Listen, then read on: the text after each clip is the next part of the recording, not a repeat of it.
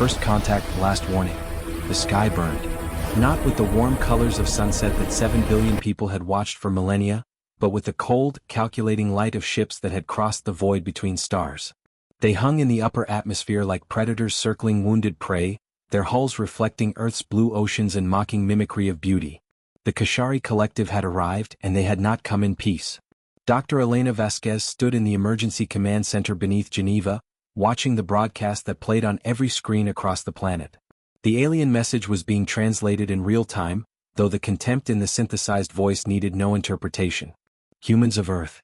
You are now subjects of the Kashari Collective. Surrender your military assets. Submit your resources. Resistance will be met with extinction. You have 6 hours to comply. Elena's hands clenched into fists.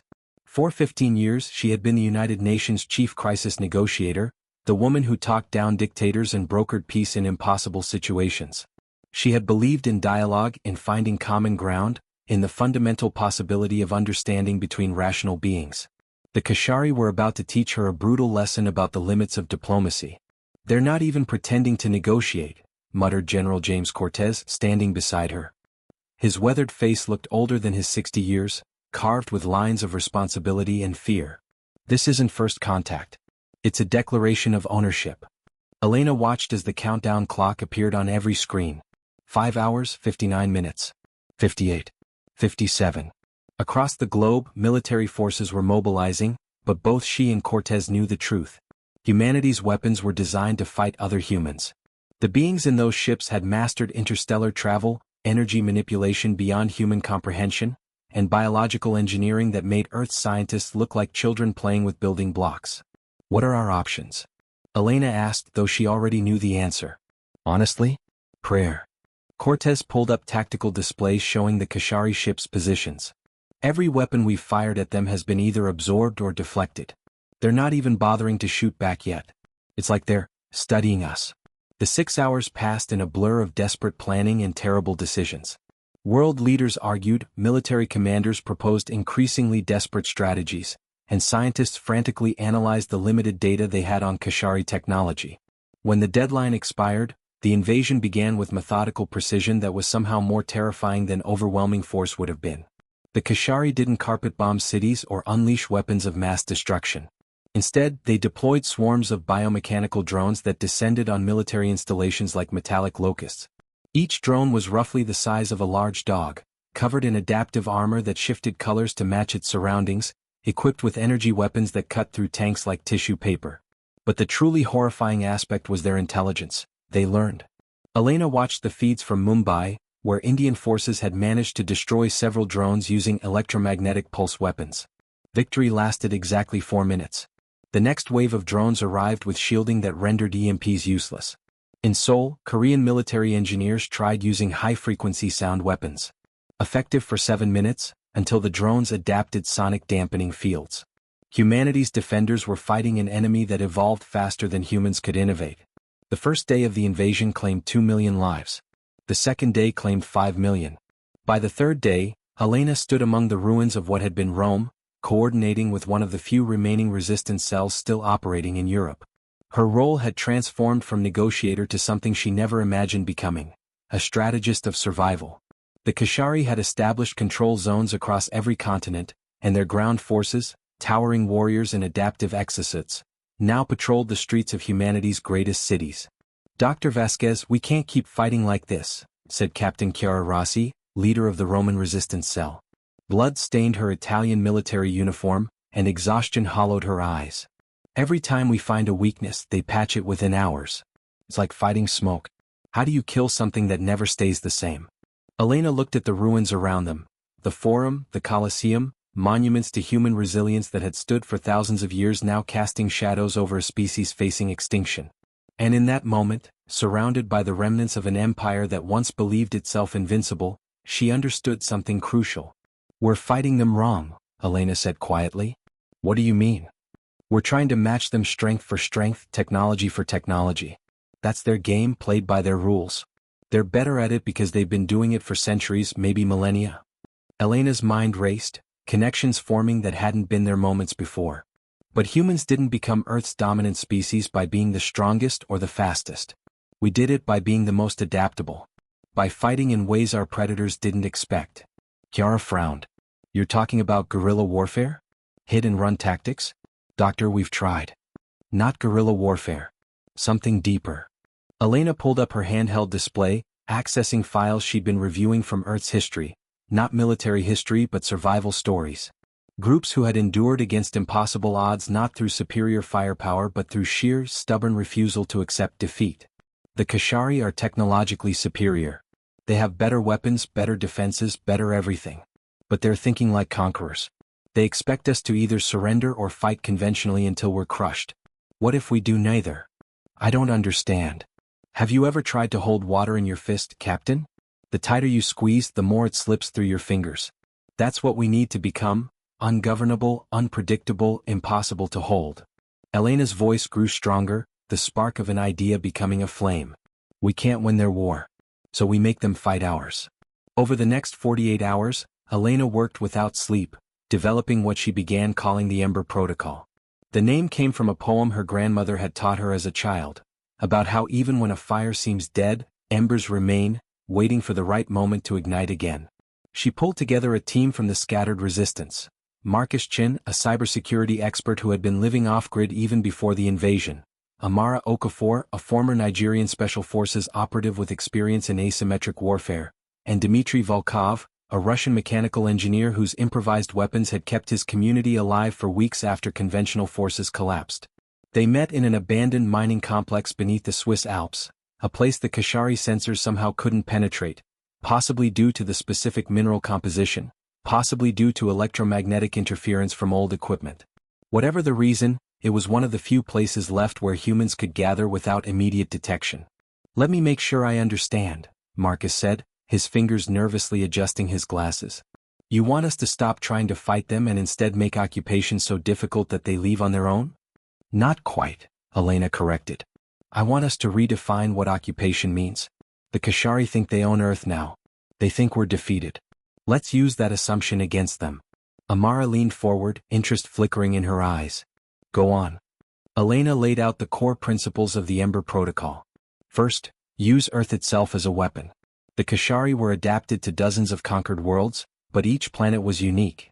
Earth's environment, its weather patterns, geological activity, biological diversity, could be exploited in ways the aliens wouldn't anticipate. Second, embrace unpredictability. Kashari technology adapted to patterns, so resistance operations should be deliberately random, using different methods each time. Third, fight psychologically as much as physically. Make the Kashari soldiers afraid, paranoid, uncertain. Fourth, survive at all costs. Every day humanity endured was a victory, because it meant the Kashari hadn't won completely. It's not a strategy for winning, Elena admitted. It's a strategy for not losing. For staying alive long enough that something changes. We adapt further, they make a mistake, other alien species hear about their troubles here. Something. It's crazy, Dmitry said, but he was smiling. Which means it might actually work because they won't expect it. The first test of the Ember Protocol came when Kashari forces established a forward operating base in the Austrian Alps. The location was strategically chosen. High altitude, clear sight lines, near important infrastructure. By conventional military thinking, attacking it would be suicide. The Kashari had drones, force fields, and a full garrison of warriors. Elena's team didn't attack the base. They attacked the mountain. Using explosives from abandoned mining operations, they triggered a carefully calculated avalanche. Millions of tons of snow and rock crashed down on the Kashari position, burying it completely. The force fields held against the initial impact, but they were designed to deflect energy weapons and projectiles, not to support the sustained weight of a mountain. Within 3 hours, the base was completely buried under 50 meters of debris. Kashari rescue operations took 4 days. By the time they extracted their forces, 2 more bases in mountainous regions had suffered natural disasters. One to a rockslide, another to a sudden flood when resistance engineers destroyed an upstream dam during a rainstorm. The Kashari began to understand they were facing something new. Not an army but a world itself weaponized against them. News of the Austrian success spread through resistance channels. Other cells began applying Ember Protocol principles. In Australia, resistance fighters used bushfires, a natural part of the ecosystem, to cut off Kashari supply lines, lighting fires that spread unpredictably through the dry bush, forcing the aliens to constantly relocate their positions. In Indonesia, fighters used the dense jungle and monsoon rains to create ambush zones where Kashari sensors became unreliable. In the American Midwest, resistance used tornado season to their advantage, refusing to engage during calm weather and striking only when storms made drone coordination impossible. The Kashari casualties were relatively light. Their technology still made them formidable opponents in direct engagement. But their operational effectiveness plummeted. They had expected to conquer Earth within a month. 2 months after the invasion began, they controlled territory but not the planet. Humanity was still fighting. And in the Kashari command ship, Warprime Thalkar stared at reports with growing fury. He had conquered 17 worlds in his career, each one falling within weeks. Earth should have been the easiest. The humans had barely achieved interplanetary travel, possessed no energy shields, no quantum weapons, no exotic matter manipulation. By every measure, they should have been crushed immediately. Yet here they were, 2 months later, and human resistance was actually intensifying. Thalkar's tactical officers struggled to explain it. The humans seemed to have no consistent strategy, no central command, no pattern to their operations. They fought with primitive weapons one day, sophisticated improvised devices the next. They used their own planet against Kashari forces in ways that shouldn't have been possible, as if the environment itself had turned hostile. "Find their leader," Thalkar commanded. "Find whoever is coordinating this chaos and bring them to me. I will break them personally and the human spirit will break with them." His intelligence officers investigated, tracking communications and analyzing resistance operations. Patterns emerged, not tactical patterns but philosophical ones. A consistent approach to asymmetric warfare, a doctrine of survival over victory. And at the center of that doctrine they found her name, Dr. Elena Vasquez. When Elena learned the Kashari were hunting her specifically, she felt a cold knot of fear in her stomach. But she also felt something else, a grim satisfaction. "Good," she told her team. "That means we're hurting them. That means the Ember Protocol is working. They're not trying to crush a rebellion anymore. They're trying to kill hope. But hope is harder to kill than they think." The war was entering its next phase. And humanity, against all probability, was still in the fight. Ghosts in the machine. The Kashari occupation had a terrible efficiency to it. 3 months after the invasion began, Earth's major cities were divided into control zones. Sectors where alien authority was absolute, enforced by patrols of biomechanical warriors and surveillance drones that formed an electronic web over humanity's remaining population centers. Supply lines connected these zones in geometric precision, and Kashari engineers had begun extracting Earth's resources with industrial ruthlessness. To any observer, it appeared the conquest was complete. They couldn't see what Elena Vasquez saw from her hidden command center in the Antarctic research station that the Kashari had remarkably overlooked. On her screens, she watched not the alien occupation but the spaces between their control. The gaps, the weaknesses, the places where human resistance continued to breathe and grow like roots breaking through concrete. "We're still losing people every day," Marcus Chin reported, his fingers dancing across multiple keyboards as he monitored global resistance communications. "But the rate is slowing. Cells are learning to avoid direct engagement. The Ember Protocol is spreading organically. Groups that have never heard of us are independently developing similar tactics." Elena nodded, studying the casualty reports with a heavy heart. Each number represented lives, families, futures destroyed by a conflict humans had never wanted. But Marcus was right about the trend. Humanity was learning to survive. "What about the Sydney operation? Are we ready?" "Dimitri says the equipment is in place," Amara Okafor replied, striding into the room with the confident gait of someone who had spent a lifetime in combat zones. "But we're taking a significant risk. If this doesn't work, we'll expose 3 major cells for nothing." "And if it does work?" Amara smiled, a fierce expression that didn't reach her eyes. "Then we teach the Kashari that their technology isn't as invincible as they think."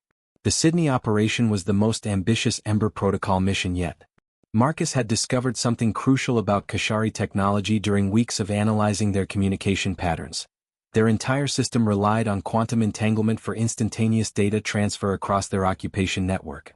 It was brilliant, unhackable by conventional means, and theoretically unbreakable. Theoretically. Quantum systems require coherence, Marcus had explained to the team during planning.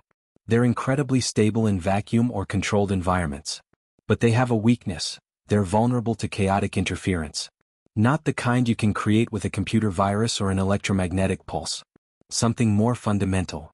He had shown them his calculations, his theory that if they could create a sufficiently chaotic electromagnetic environment in a specific pattern, they could cause the quantum systems to decohere, essentially breaking the communication network in that area without directly attacking it. The Kashari would lose coordination, their drones would become autonomous rather than networked, and their forces would be temporarily blind. The challenge was generating that chaos.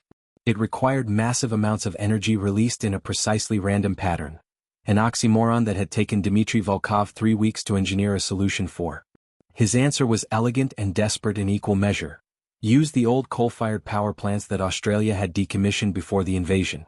Fire them up simultaneously, but instead of feeding power to the grid, redirect everything into massive electromagnetic coils built from strip transmission cables. The result would be an electromagnetic storm of unprecedented magnitude, completely unpredictable in its fluctuations. It'll definitely get their attention, Dmitry had said dryly. And probably kill us all if we miscalculate the discharge. Good thing you don't miscalculate, Elena had replied with more confidence than she felt.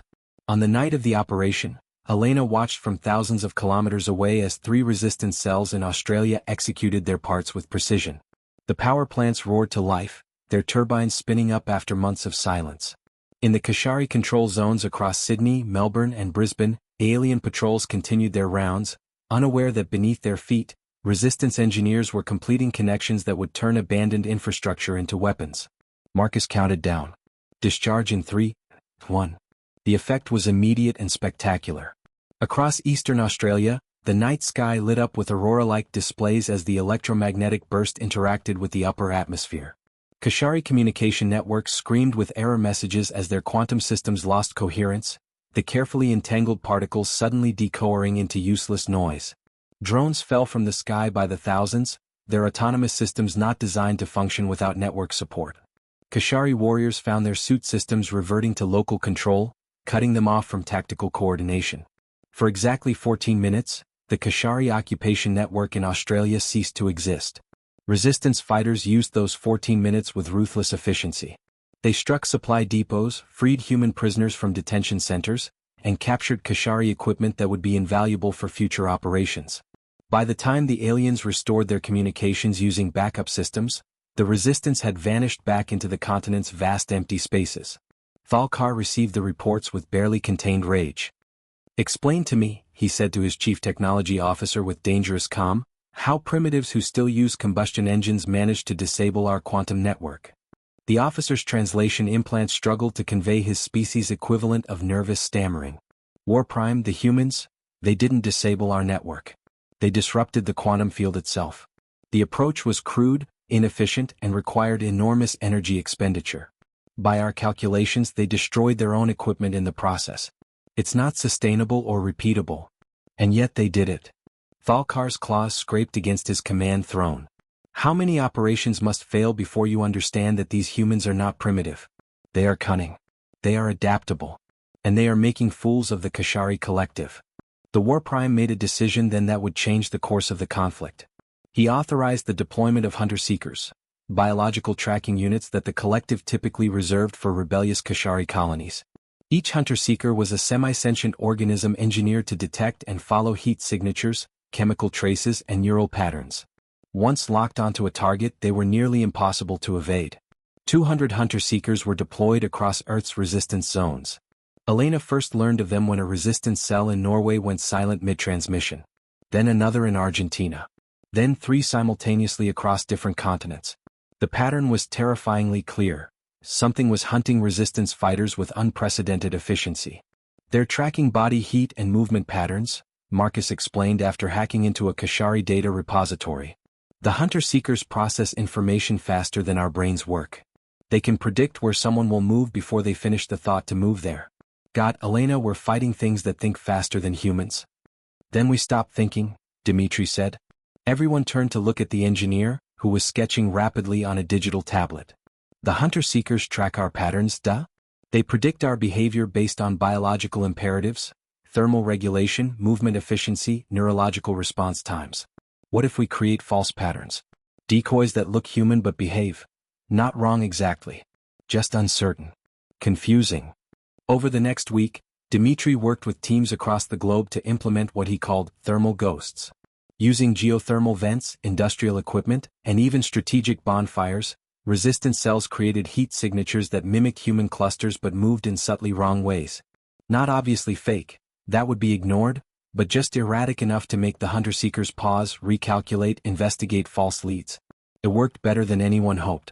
The hunter-seekers, designed to operate with high confidence in their predictive algorithms, couldn't adapt to uncertainty. They would lock onto a thermal signature, pursue it, and find only automated systems or natural phenomena. Meanwhile, real resistance fighters moved through cold corridors, paths where thermal signatures were masked by environmental factors or sophisticated insulation. For the first time since the invasion began, the Kashari were experiencing something they had never encountered in centuries of conquest: frustration. Their technology wasn't failing, but it wasn't succeeding either. The humans had somehow made themselves invisible not through superior technology but through sheer creative use of their environment. Amara led a mission that demonstrated the new paradigm perfectly. In the ruins of Lagos, a Kashari garrison controlled a vital supply hub. Direct assault would be suicide. The aliens had the position heavily fortified. But Amara's team didn't attack the garrison. They attacked the city's abandoned industrial zone 3 kilometers away, setting fire to a chemical plant. The thermal bloom from the fire drew every hunter-seeker in the area, chasing what appeared to be a massive human heat signature. With the biological trackers distracted, Amara's fighters slipped into the supply hub through the city's old sewer systems, cold, wet tunnels that masked their thermal signatures. They planted explosives not in the hub itself but in the ground beneath it, targeting the specific soil layers that Dimitri's geological surveys had identified as unstable. When the charges blew, the entire facility collapsed into the old limestone caves beneath Lagos, taking the Kashari supplies with it. Ghosts, one Kashari officer reported to Thalkar. We're fighting ghosts. They appear, strike, and vanish. Our tracking systems register their presence and then, nothing. They're there and not there simultaneously. Thalkar studied the reports in his command chamber, his advanced mind analyzing patterns that his subordinates couldn't see. The human resistance had evolved beyond guerrilla warfare into something more sophisticated. They weren't trying to win battles anymore. They were trying to make occupation impossible, not through force but through attrition, frustration, and psychological warfare. And it was working. The Kashari had expected to extract Earth's resources within 6 months and move to the next conquest. Instead, they were 8 months into an occupation that consumed more resources than it generated. Every supply convoy required heavy escort. Every installation needed constant monitoring. The hunter-seekers that should have ended the resistance had instead become expensive distractions chasing shadows. Find Vasquez, Thalkar commanded again, his obsession with the human architect of his frustration growing with each failed operation. I want her alive. I want to understand how one being could organize this level of resistance with such primitive resources. But Elena Vasquez had learned from the hunter-seekers. She moved constantly now, never staying in one location for more than 3 days. She used old technology that the Kashari's sophisticated sensors overlooked. Written messages, human couriers, even smoke signals in remote areas. The Resistance's communication network was deliberately ancient. Impossible to hack because it wasn't digital, impossible to trace because it wasn't electronic. We're not just surviving anymore, Elena told her core team during one of their rare face-to-face meetings in an abandoned mine shaft in Peru. We're teaching them a lesson that empires forget: you can't conquer a people who refuse to be governed. Territory isn't victory. Compliance is victory. And we will never comply. Marcus looked up from his screens, exhaustion and hope warring in his expression. I've been tracking Kashari communications. They're calling Earth, the stubborn world, now. Some of their younger warriors are requesting transfers away. The occupation is becoming unpopular among their own forces. Good, Amara said. Fear is spreading. Not fear of our weapons but fear of uncertainty. They don't understand why we keep fighting when victory is impossible by their mathematics. That incomprehension is our greatest weapon. Dmitri nodded thoughtfully. In Russia we have saying, better to die on feet than live on knees. I think maybe humans across Earth are remembering this now. Elena felt something she hadn't allowed herself to feel in months. Not hope exactly but possibility. The Ember Protocol was working beyond her initial projections. Humanity wasn't winning the war in any traditional sense. But they hadn't lost either. And every day they survived, every operation that succeeded, every Kashari warrior who looked at Earth's sky with doubt instead of confidence. Those were victories that mattered. There's something else, Marcus said hesitantly. I intercepted a transmission from the Kashari High Command. They're considering using planet-cracking weapons. Not to destroy Earth but to threaten it. Force humanity to surrender by making us choose between submission and extinction. Silence fell over the group. This was the scenario they had all feared. The moment when the Kashari decided occupation wasn't worth the cost and chose annihilation instead. Elena closed her eyes, thinking through scenarios, calculating odds, searching for the angle they had missed. Then she smiled, a terrible, determined expression. Let them threaten, she said quietly. Because if they were actually going to destroy Earth, they wouldn't warn us first. That threat is an admission that they can't break us through occupation alone. They're negotiating. Which means we have leverage. Leverage? Amara asked skeptically. They're threatening to crack our planet like an egg. And by making that threat instead of just doing it, they've told us they want something from us, Elena countered. They want surrender, yes. But more than that, they want us to believe they've won. Their pride won't let them just destroy us. They need us to acknowledge their superiority. And that gives us an opening.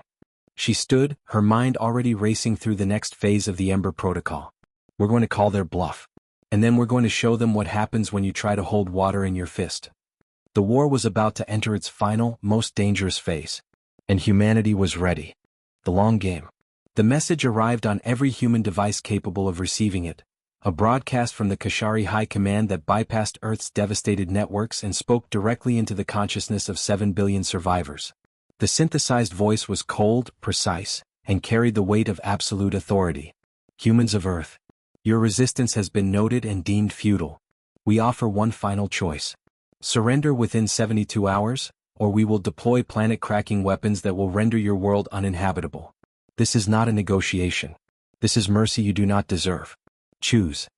Elena Vasquez stood in the converted research station that served as the Resistance's mobile command center, watching the countdown timer appear on screens across the globe. 72 hours. 3 days to decide between slavery and extinction. Around her, the faces of her core team reflected varying degrees of despair and defiance. They're bluffing, Marcus Chin said, though his voice lacked conviction. Planet-cracking weapons require enormous energy expenditure. It's not economically viable to destroy a resource-rich world just because the inhabitants won't cooperate. Unless the cost of occupation exceeds the cost of destruction, Amara Okafor countered grimly. We've made Earth expensive for them. Every day they stay, they lose resources, warriors, equipment. At some point, spite becomes more valuable than profit. Dmitry Volkov was already at his workstation, pulling up schematics and calculations. If they crack planet, split crust, destabilize core, we have maybe 3 weeks before Earth becomes uninhabitable. Not immediate death, but inevitable extinction. We cannot evacuate. We cannot survive. Elena listened to them analyze the threat with a strange calm settling over her. For 10 months, she had been making impossible decisions, calculating odds, finding ways to survive when survival seemed mathematically improbable. This was just another problem, albeit the ultimate one. They've made a mistake, she said quietly. Everyone turned to look at her. War Prime Thalkar has been hunting me specifically for months, Elena continued, her mind assembling pieces of a puzzle she hadn't realized she was solving. He's taken this personally. He's obsessed with breaking not just our resistance but breaking me. That's not tactical thinking, that's emotional. And emotions create blind spots. She pulled up every piece of intelligence Marcus had gathered on Kashari communications over the past 10 months, looking for the pattern she knew had to be there. And slowly it emerged. The Kashari collective wasn't monolithic. It was an empire of conquered species, held together by military superiority and efficient resource extraction. Earth wasn't their first rebellion, just their most successful one. And according to intercepted communications, there were other occupied worlds watching Earth's resistance with great interest.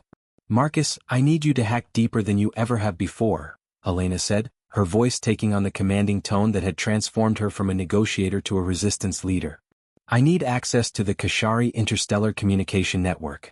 Not the local occupation channels, the ones they use to communicate with their high command and other conquered worlds. Elena, that's impossible. The encryption alone. You've done impossible things before. Do another one. For 48 hours, Marcus worked without sleep, his fingers flying across keyboards, his mind navigating the labyrinthine architecture of alien data systems. He used every exploit, every vulnerability, every creative hack he had developed over months of digital warfare against the Kashari. And on the 47th hour he broke through.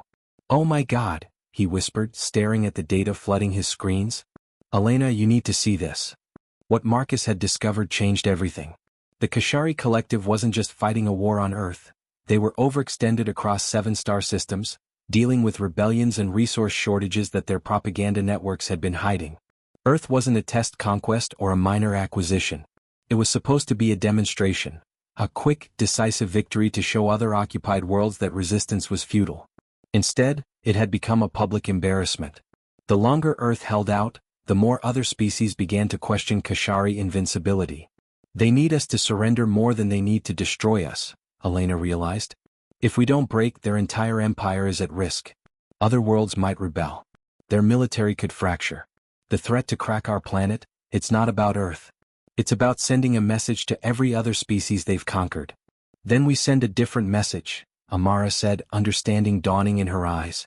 "We show them that breaking us is impossible. That they've already lost." Over the next 24 hours, Elena coordinated with resistance cells across the globe, implementing the final phase of the Ember Protocol. Not a battle plan but a psychological operation of unprecedented scale. She called it the Witness Protocol, and it would require humanity to take the greatest risk yet. The plan was audacious and terrifying. Broadcast Earth's story across the Kashari communication network to every occupied world simultaneously. Show them not propaganda but raw footage. Humans fighting with improvised weapons, cities turned into fortresses, the Kashari's most advanced technology stymied by creativity and determination. Let every enslaved species see that the collective could be resisted, that their conquerors were not invincible gods but fallible beings who bled and failed and fled when the cost became too high. "If we do this, we can't take it back," Marcus warned. "We'll be exposing ourselves completely. Every resistance cell, every tactic, every leader. The Kashari will throw everything they have at us." "Good," Elena said. "Let them come. Let them waste their resources on a final assault while every other conquered species watches them struggle against one planet that refused to kneel. Win or lose, we'll have changed the equation." The transmission required accessing satellite networks the Kashari controlled, which meant physically infiltrating their ground stations. Amara led teams on 5 continents in synchronized attacks, not trying to destroy the installations but to temporarily commandeer them. The operations were suicide missions by any rational calculation, but the volunteers lined up anyway. "For Earth," they said simply, as if those 2 words explained everything. With 12 hours left on the ultimatum clock, the resistance struck. Amara's teams hit the Kashari installations with everything they had, not just weapons but imagination. They used fireworks to confuse sensors, trained birds carrying thermal beacons to create false targets, and even stampeded livestock through sensor fields to overwhelm hunter-seekers with biological data. In the chaos, human technicians reached the communication hubs and gave Marcus his window. 6 minutes. That's how long he had to upload 10 months of footage, testimony, and evidence to the Kashari network before their cyber defenses could adapt and shut him out. 6 minutes to tell Earth's story to the galaxy. Marcus worked with the desperate speed of someone for whom failure meant extinction.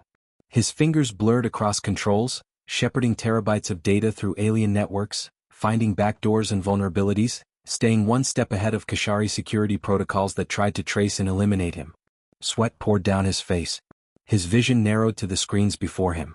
And with 30 seconds left before the Kashari locked him out completely, the upload completed. Earth's story exploded across the collective's communication network. On dozens of conquered worlds, beings who had never seen Earth watched humanity's defiance in real time. They saw cities turn to rubble still flying improvised flags of resistance. They saw Elena Vasquez speaking directly to them. "We are one planet against an empire, and we have not broken. We will not break.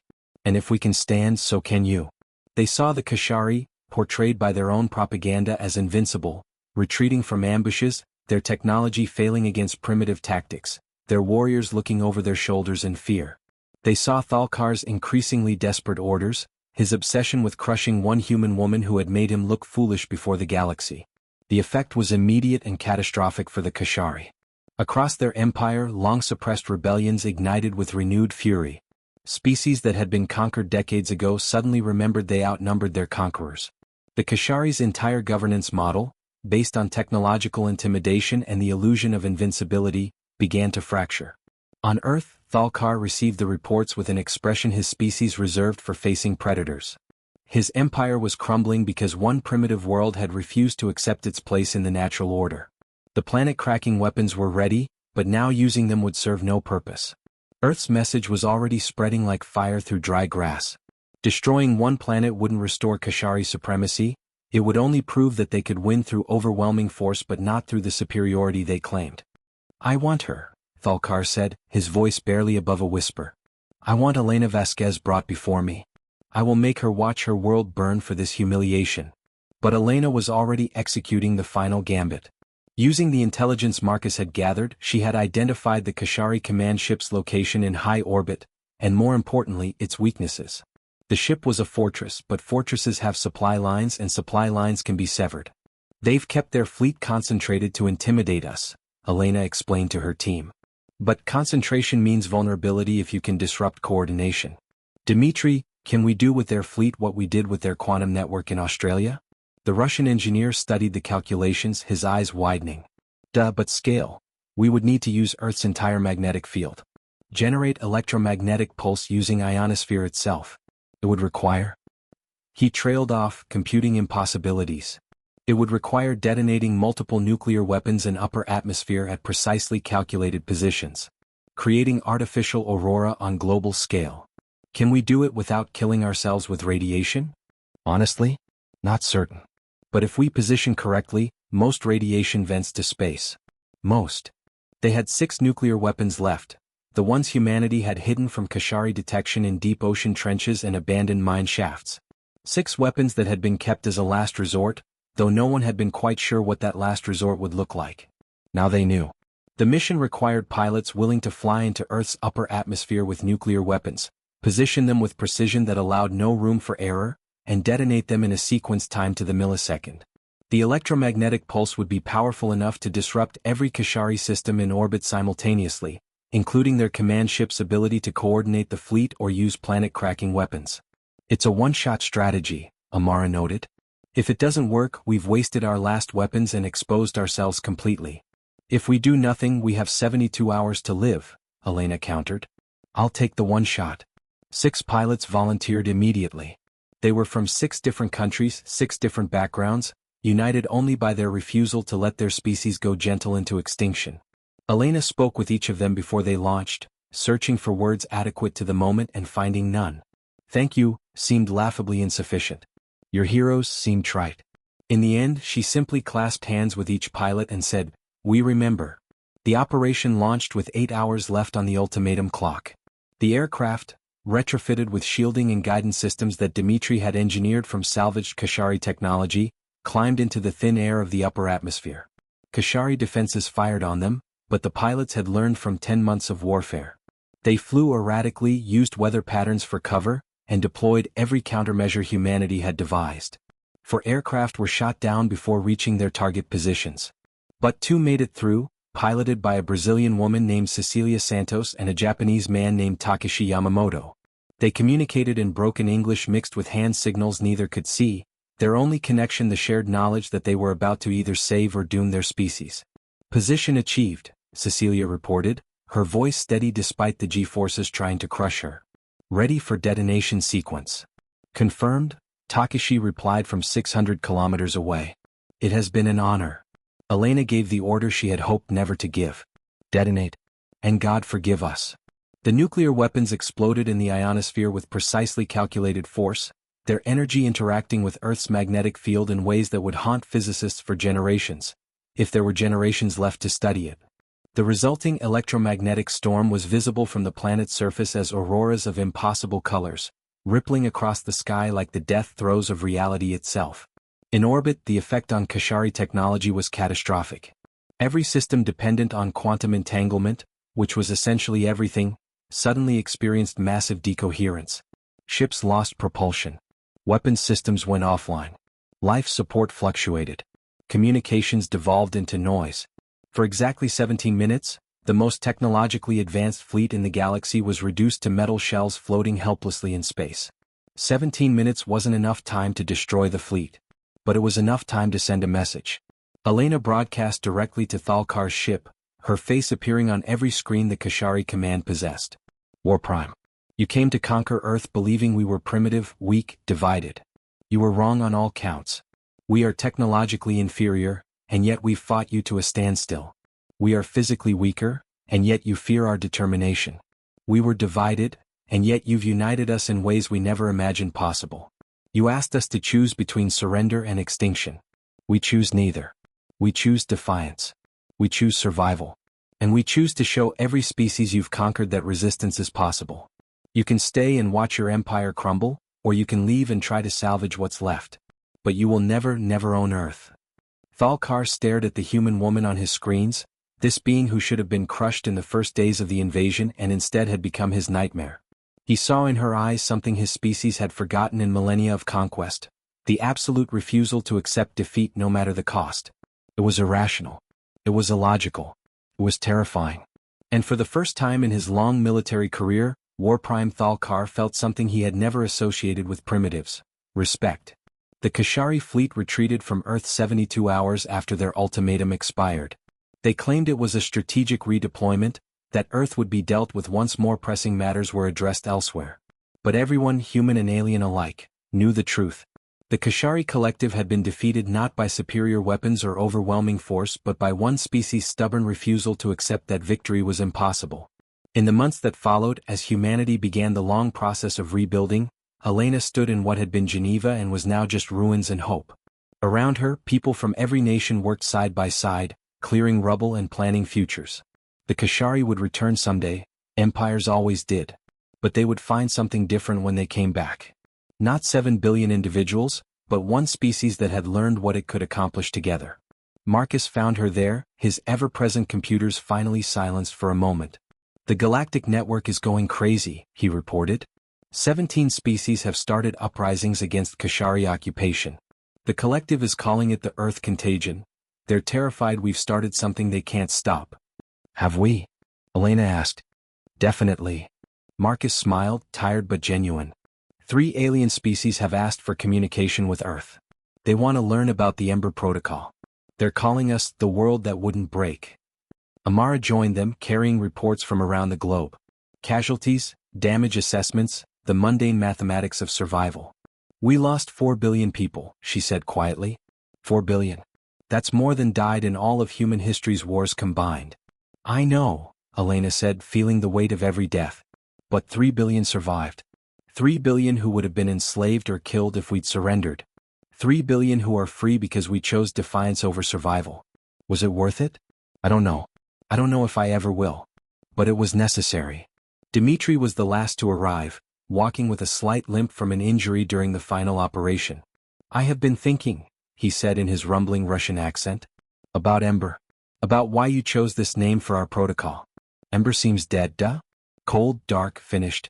But inside it waits. It preserves heat, preserves potential. And when conditions are right. He snapped his fingers. Fire returns. This is humanity, I think. We are embers. They try to extinguish us but we wait. We preserve. And we burn again. Elena looked at her team, Marcus with his quick mind and quicker fingers, Amara with her warrior's heart and strategist's brain, Dmitri with his engineer's hands and philosopher's soul. They had been strangers before the invasion, brought together by circumstance and desperation. Now they were something more, architects of survival, authors of defiance. We should write it down, Elena said suddenly. Everything we learned, every tactic, every principle. Not just for humans but for any species that faces what we faced. The Ember Protocol shouldn't be just ours. It should be a gift. A message that says no matter how powerful your conquerors, no matter how hopeless it seems, there's always a way to resist if you're creative enough and stubborn enough. And lucky enough, Marcus added. Luck is what you make of chaos, Amara countered. We made our own luck. They stood together as the sun set over Geneva's ruins, painting the sky in colors that reminded Elena of the artificial auroras that had saved them. Somewhere in orbit, satellites were already being rebuilt. Somewhere in labs, scientists were studying Kashari technology they'd captured. Somewhere in schools that met in makeshift classrooms, children were learning about the war and the lesson it taught, that humanity's greatest strength wasn't technology or weapons or even courage. It was adaptability. The refusal to accept the rules of a game they didn't agree to play. The willingness to turn weaknesses into weapons and weapons into questions their enemies couldn't answer. The Kashari had come expecting to conquer. Instead, they had taught humanity something more valuable, that when you have nothing left but will becomes everything. Elena Vasquez, former crisis negotiator turned resistance commander, looked at the rebuilding world and allowed herself something she hadn't permitted in 10 months of war: hope.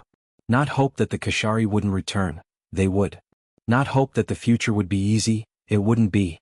But hope that when the next crisis came, humanity would remember what it had accomplished. Remember that impossible was just another word for difficult.